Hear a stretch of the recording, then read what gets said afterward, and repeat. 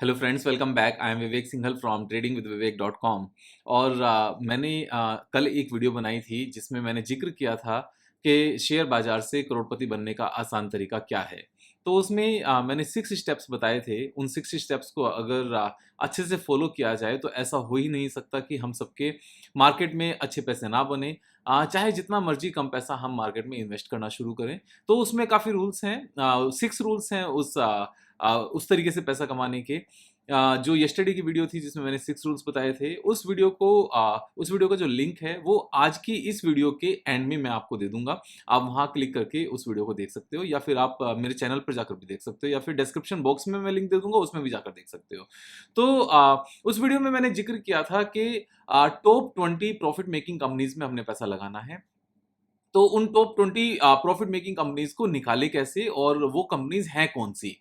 अब यहाँ पर हमें थोड़ी सी समझदारी और दिखानी है कि टॉप 20 कंपनीज जो हमने पैसा लगाना है उसमें से एक तो पीएसयू कंपनीज हमने निकाल देनी है। जो सरकारी कंपनीज है उनको बाहर निकाल देना है, क्योंकि उन कंपनीज में जनरली जो भी प्रॉफिट आता है उस प्रॉफिट को डिविडेंड के रूप में बांट दिया जाता है, और वहां पर उसको ग्रोथ के लिए वापस से री इन्वेस्ट करने के लिए बहुत कम ही अमाउंट बचती है। तो जब तक कंपनी ग्रो करेगी नहीं और उसके पास पैसा होगा नहीं, जो प्रॉफिट कमाया उससे एक्सपेंशन नहीं करेगी, तब तक बहुत मुश्किल हो जाता है किसी भी कंपनी के लिए वहां से लगातार ग्रो करना। तो ये एक इंपॉर्टेंट पॉइंट है। उसके साथ में यहाँ पर जो मेटल एंड माइनिंग कंपनीज हैं, जो माइनिंग से रिलेटेड, जैसे कोयला हो गया, या फिर हमारा स्टील हुआ, या फिर बाकी कोई मेटल हुआ, एल्यूमिनियम या फिर जिंक, तो उन कंपनीज को भी हम यहाँ से निकाल देंगे, क्योंकि उन कंपनीज की प्रॉफिटेबिलिटी ओवरऑल इंटरनेशनल मार्केट में उनके प्राइसेस क्या हैं इस चीज के ऊपर बहुत ज्यादा डिपेंड करती है। तो यहाँ पर इन दो कंपनीज को हम यहाँ पर निकाल देंगे, बाकी जो कंपनीज हैं उनको हम रखेंगे। तो इसको निकालना कैसे है, बनाना कैसे है, इसका मैं आपको स्टेप बाय स्टेप यहाँ पर तरीका बताता हूँ। तो आप यहाँ पर सिंपली screener.in पर जाओगे। screener.in पर जाकर स्क्रीन के ऊपर क्लिक करोगे, स्क्रीन के ऊपर क्लिक करके क्रिएट न्यू स्क्रीन करोगे। यहाँ पर जाकर आपने करना है नेट प्रॉफिट, और नेट प्रॉफिट को आपने मोर देन 1000 करोड़ यहाँ पर सर्च कर लेना है, क्योंकि top 20 companies more than 1000 crore में आ जाएगी। सिर्फ 1000 ही लिखना है एंड रन दिस क्वेरी यहाँ पर करना है। So net profit space more than का symbol space 1000 and run this query, हमने ये करना है। ये करने के बाद में जो नेट प्रॉफिट 12 मंथ्स है इसको हम क्लिक करेंगे तो ये सॉर्ट हो जाएगा। सबसे बड़ी वाली कंपनी, सबसे ज्यादा प्रॉफिट मेकिंग कंपनी सबसे ऊपर आ जाएगी, और सबसे छोटी वाली नीचे की तरफ आती जाएगी। जो फ्रंट पेज है उसके ऊपर 50 कंपनीज हैं। इस तरह से यहाँ पर टोटल नंबर ऑफ कंपनीज 198 है, यानी कि 198 कंपनीज का नेट प्रॉफिट लास्ट 12 मंथ्स का 1000 करोड़ से ज्यादा है। अब हमें सिर्फ 20 कंपनीज चाहिए। इसके लिए क्या करना है, यहां से इस पूरे डेटा को सिलेक्ट कर लो। बड़ा आसान सा तरीका है, ये फ्री वर्जन में भी काम होता है इस तरीके से कि आप इस पूरे डेटा को सिलेक्ट कर लो, सिलेक्ट करके कॉपी करो, यानी कि कंट्रोल C करो अपने कीबोर्ड पर, और गूगल शीट ओपन कर लो। गूगल शीट पर जाकर आप इसको सिंपली क्या करना है कि आप इसको यहां पर पेस्ट कर दो कंट्रोल V करके। ये पूरा डेटा यहां पर इस तरीके से पेस्ट होकर आ जाएगा। अब हमारा नेक्स्ट काम क्या है, हमारा नेक्स्ट काम है इसमें जो सरकारी कंपनीज हैं और जो मेटल एंड स्टील से रिलेटेड, स्टील माइनिंग से कंपनीज से, मेटल एंड माइनिंग से रिलेटेड जो कंपनीज हैं उनको यहाँ से निकाल देना है। सो स्टेट बैंक ऑफ इंडिया सरकारी कंपनी है, इसको यहाँ से डिलीट कर दो। उसके बाद में हमारा ONGC, इसको हम निकाल देते हैं, सरकारी कंपनी है। कोल इंडिया सरकारी कंपनी है। LIC सरकारी कंपनी है। पावर फाइनेंस कंपनी ये भी सरकारी है। वेदांता ये मेटल कंपनी है, माइनिंग कंपनी है, इसको निकाल देते हैं। उसके बाद में NTPC गवर्नमेंट कंपनी है। Tata steel again steel company है, इसको हम निकाल देते हैं। पावर ग्रिड सरकारी कंपनी है। उसके बाद में हम नीचे आते हैं, यहाँ पर बैंक ऑफ बड़ौदा, ये हमारी PSU कंपनी है। हिंडल्को मेटल से रिलेटेड है तो इसको निकाल देते हैं। उसके बाद में हिंदुस्तान जिंक एंड REC, इनको हम निकाल देते हैं। ऑयल इंडिया, इसको निकाल देते हैं। प्रामल एंटरप्राइजेस एक्चुअल में बहुत ज्यादा कॉम्प्लिकेटेड सा बिजनेस है। किस बिजनेस में एग्जैक्टली है, बहुत ज्यादा डाइवर्सिफाइड है, और तो इसको हम यहाँ से हटा देते हैं। उसके बाद में अदानी पावर और गेल, कैनरा बैंक। अदानी पावर इसलिए क्योंकि माइनिंग यहाँ पर कोल से रिलेटेड है, कोयला यहाँ पर यूज होता है, उसके प्राइसेस इंटरनेशनल प्राइसेस से बहुत ज्यादा लिंक हैं, इसलिए उसको हटा देंगे। कैनरा बैंक सरकारी कंपनी है, गेल इंडिया सरकारी कंपनी है, उसको हम यहाँ से हटा देंगे। अब एक बार देखते हैं टोटल हमारी कितनी हो गई। सो यहाँ पर फर्स्ट एंड सेकेंड तो 1 और 2, और उसके बाद में हम यहाँ पर कर्सर से इसको ड्रैग कर लेंगे तो हमारे नंबर्स पूरे हो जाएंगे। यानी कि मारुति सुजुकी तक हमारी 19 कंपनीज हो गई, आईओसीएल ये सरकारी कंपनी है इसको हटा देते हैं, एंड इंडसइंड बैंक, तो बाकी नीचे की हम सारी कंपनीज को यहां से हटा देते हैं। अब ये हमारे टोटल नंबर्स हो गए 20 कंपनीज। अब बात ये आती है कि विवेक भाई इन 20 कंपनीज में ना तो नेस्ले है, ना यहाँ पर ब्रिटानिया है, और ना ही यहाँ पर प्रोक्टर एंड गैम्बल है या फिर एशियन पेंट है, तो क्या उन कंपनीज को यहाँ पर नहीं लेना चाहिए? तो देखो यहाँ इंपॉर्टेंट पॉइंट क्या है, इंपॉर्टेंट पॉइंट है लार्जेस्ट प्रॉफिट मेकिंग कंपनीज। तो जो कंपनीज सबसे ज्यादा प्रॉफिट कमा रही हैं उन कंपनीज के कोलैप्स होने का या उन कंपनीज के खत्म होने का यहां पर चांसेस सबसे ज्यादा कम हैं, क्योंकि जो कंपनी सबसे ज्यादा प्रॉफिट कमाएगी उनकी मार्केट कैपिटलाइजेशन सबसे ज्यादा रहेगी मोस्ट ऑफ द केसेस में, और वही जो लॉन्ग टर्म इन्वेस्टर्स हैं यहां पर, चाहे वो डीआईआईज हैं चाहे एफआईआईज हैं, वही उनकी पसंद भी होगी। तो यहां इस बात को ख्याल में रखना बहुत जरूरी है कि हम जो बाकी जो एडवाइजर्स हैं उनके कहने से ना जाएं, या फिर जो मीडिया में बातें चलती हैं उस कहने से नहीं जाएं। हम यहाँ पर एक्चुअल नंबर्स देखें कि सबसे बड़ा है कौन, सबसे बड़ा कौन होगा, सबसे बड़ा वही होगा जो सबसे ज्यादा प्रॉफिट कमाता है।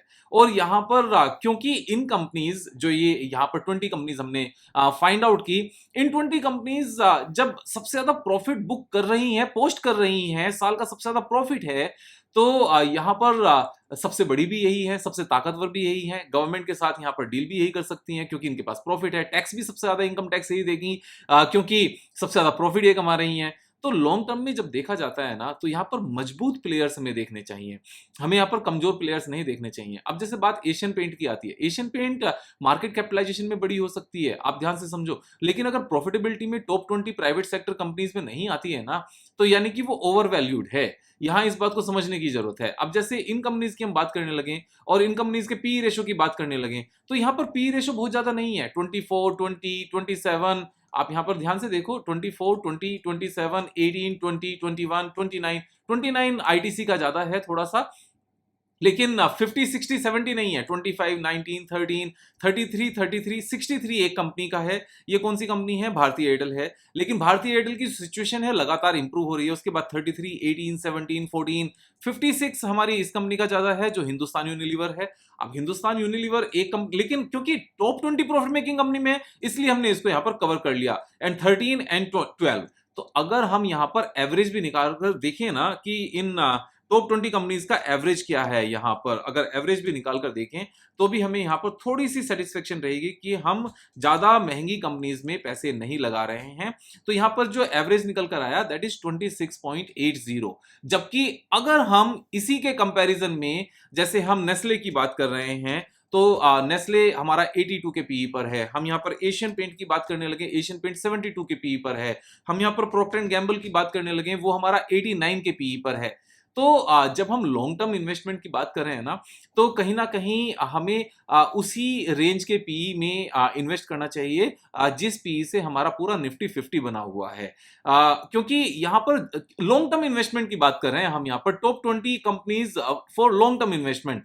अगर बात आती है ट्रेडिंग की, बात आती है स्विंग ट्रेडिंग की, बात आती है यहाँ पर 5 डेज की ट्रेडिंग की, 6 डेज की ट्रेडिंग की, या फिर 30% कमाने के लिए, वहां पर हम किसी भी कंपनी में ट्रेड कर सकते हैं। वहां वैल्यूएशन मैटर नहीं करता, क्योंकि हमारा पर्पस होता है एंट्री करना एंड क्विकली 10-20% हमने पैसा कमाया वहां से एग्जिट कर लेना। लेकिन जब हम लॉन्ग टर्म इन्वेस्टमेंट की बात कर रहे हैं तो सबसे पहले हम किस कंपनी के ऊपर बिलीव करेंगे? जो लार्जेस्ट है profit making point of view से, क्योंकि इनको सबसे ज्यादा प्रॉफिट कमाना आता है तो ये सबसे ज्यादा ताकतवर हैं, ये अपने आप को सर्वाइव कर सकती हैं क्योंकि प्रॉफिटेबिलिटी है। और इनकी प्रॉफिटेबिलिटी इतनी ज्यादा क्यों है? क्योंकि ये जिस बिजनेस में है वो बड़े सेक्टर्स हैं। यहां ये भी चीज समझने के लिए इंपॉर्टेंट है कि इनका प्रॉफिट ज्यादा क्यों है। ये जिन सेक्टर्स में है वो बड़े सेक्टर्स हैं, उनका सर्वाइवल अच्छा है, और जब ये बड़े सेक्टर्स है, गवर्नमेंट भी इन सेक्टर्स को बचाने की पूरी यहां पर कोशिश करेगी अगर कुछ भी यहां पर प्रॉब्लमेटिक सिचुएशन आती है, क्योंकि इतने बड़े प्रॉफिट कमाने वाली कंपनीज को हर तरह की सपोर्ट मिलती है, एफआईआई की भी, डीआईआई की भी, एचएनआई की भी, एंड गवर्नमेंट की भी। और यहां पर अगर पी रेशो हमारा नॉर्मल है तो यहां पर जो लगातार इनकी ग्रोथ है उस ग्रोथ से हमें सीधा सीधा फायदा भी मिलता है। अब जैसे एक एक करके अगर हम इन कंपनीज को एक बार देखने लगे तो हमारी सिचुएशन क्या निकल कर आती है? रिलायंस इंडस्ट्रीज, वी नो इसके क्या क्या प्रोडक्ट्स हैं, HDFC bank, TCS, ICICI bank, HDFC. तो एचडीएफसी यहां पर हम यहां से निकाल सकते हैं क्योंकि HDFC limited is going to get merge with the HDFC bank. तो अगर हम इसको यहाँ से निकाल देते हैं तो हमारी सिचुएशन थोड़ी सी चेंज हो जाती है और हम यहाँ पर जैसे 5 नंबर में जो हमारी बजाज ऑटो था यहाँ पर, अगर हम वापस से इस फिल्टर को लगाएं, स्क्रीन पर जाएं और नेट प्रॉफिट की यहाँ पर बात करें, नेट एसेट नहीं, नेट प्रॉफिट की बात करते हैं, वापस से हम इसको लगा लेते हैं, नेट प्रॉफिट की बात करें एंड मोर देन 1000 करोड़ की बात करें, रन दिस क्वेरी करते हैं और यहाँ पर नेट प्रॉफिट से इसको सॉर्ट कर लेते हैं जिससे बड़ी कंपनी सबसे ऊपर आ जाए। तो जो हमारी सबसे लास्ट की कंपनी हमने यहाँ पर चूज की थी that was IndusInd bank. IndusInd bank के बाद कौन सी कंपनी थी जो हमारी इन कंडीशंस को पूरी करती है? इंडसइंड बैंक के बाद यहाँ पर इंडसइंड बैंक है, फिर यूनियन बैंक है, आईआरएफसी है, हिंदुस्तान एरोनॉटिक्स है, ये तीनों सरकारी कंपनी हो गई। फिर बजाज ऑटो कंपनी आती है जो यहाँ पर हमारी इन कंडीशंस को पूरा करती है। तो इसको भी यहाँ से कॉपी करो और कॉपी करके इसको सबसे लास्ट में यहाँ पर पेस्ट कर लो और हमारी फिर ये इस तरीके से पूरी चीज ये कंप्लीट हो जाता है और यहाँ पर इसको हम 5 कर लेते हैं, सबसे नीचे 20 आ गया। तो वापस से एक बार देखें, Reliance industries, HDFC bank, TCS, ICICI bank, Infosys, ITC, Kotak Mahindra bank, HCL technologies, Grasim industries. Grasim industries is the parent company of UltraTech cement और यहाँ पर L is the L and along with this is the parent company of LTI माइंट्री and LTTS और Bajaj Finserv, भारतीय Airtel, Bajaj finance, Wipro, Mahindra and Mahindra, axis bank, Hindustan Unilever, Maruti Suzuki, IndusInd bank, Bajaj auto. तो ये सारी की सारी ग्रेट कंपनीज हैं। इन कंपनीज के जो प्रोडक्ट्स हैं, जो सर्विसेज हैं, वो सीधा सीधा जैसे जैसे हमारी कंट्री की जीडीपी ग्रो करती रहेगी, कंट्री की जीडीपी जैसे जैसे ग्रो करेगी वैसे वैसे हमारी पर कैपिटा इनकम भी ग्रो करेगी। और क्योंकि इन सारे प्रोडक्ट्स का हमारी जीडीपी की ग्रोथ के साथ सीधा सीधा लिंक है, तो जीडीपी ग्रोथ के साथ ये कंपनी साथ में ग्रो करती रहेंगी और यही तो चाहिए लॉन्ग टर्म इन्वेस्टमेंट में कि हम इन कंपनीज को लगातार ग्रो करते रहें। अब बात ये आती है इन कंपनीज में पैसा कब लगाना चाहिए। इन कंपनीज में पैसा लगाने के लिए जैसे मैंने आपको बताया, जो यहाँ पर लिंक दिया गया है, इधर है या इधर है, आप वो देख लेना ऊपर की तरफ। तो उस लिंक पे क्लिक करो या फिर वीडियो के एंड में उसका थंबनेल आएगा, उस पे क्लिक करो। जो वीडियो का नाम भी मैंने जो रखा हुआ है, जो थंबनेल पे आपको नजर आएगा, शेयर बाजार में पैसा मींस करोड़पति बनने का आसान तरीका, उसमें सारे स्टेप्स बताए गए हैं। उस वीडियो को देखो, इस वीडियो के 20 स्टॉक्स पिक करो और जैसा उस वीडियो में बताया गया है उस तरीके से इन्वेस्ट करो। हमें रिच बनने से कोई नहीं रोक सकता।